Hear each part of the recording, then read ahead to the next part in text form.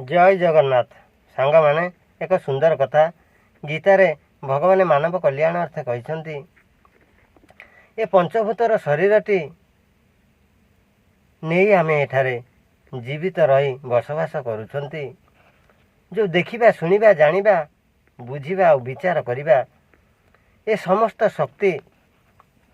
से परमेश्वर को ठारू ही प्राप्त होइछे शरीरधारी मानव आत्मागण को किंतु आमे बुझी पारि न थांती जे किपरि भगवान पाखरु आम पाखकु ए सबु आसीछि किपरि भावरे यह आमे बुझी पारि न थांती किंतु वेदशास्त्र गीता भागवत समस्त पवित्र रामायण पुराण समस्त धर्मग्रंथ मानकर उल्लेख अछि जहाँ प्राणी मानक पाखरे अछि ए सबु से परमेश्वर को ठारू ही प्राप्त होइछि किंतु आमे से पूज्य परमात्मा को जोग भक्ति पूजा न करिले भी तांको उपरे आमे टिके मनुष्य हिसाब रे टिके विश्वास रखिबा अति आवश्यक अटे। हाँ भाई माने विश्वास ही बड़ मूल कथा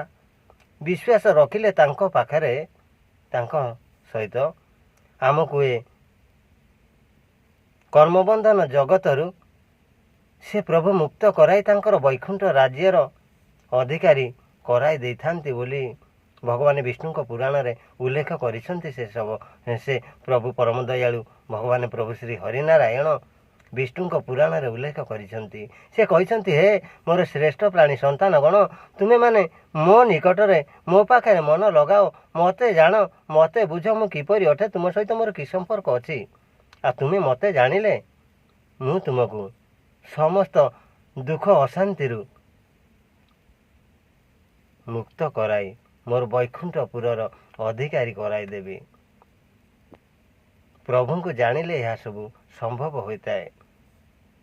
जय जगन्नाथ सांग माने ये कथाटी को जानतु बुझंतु विचार करंतु।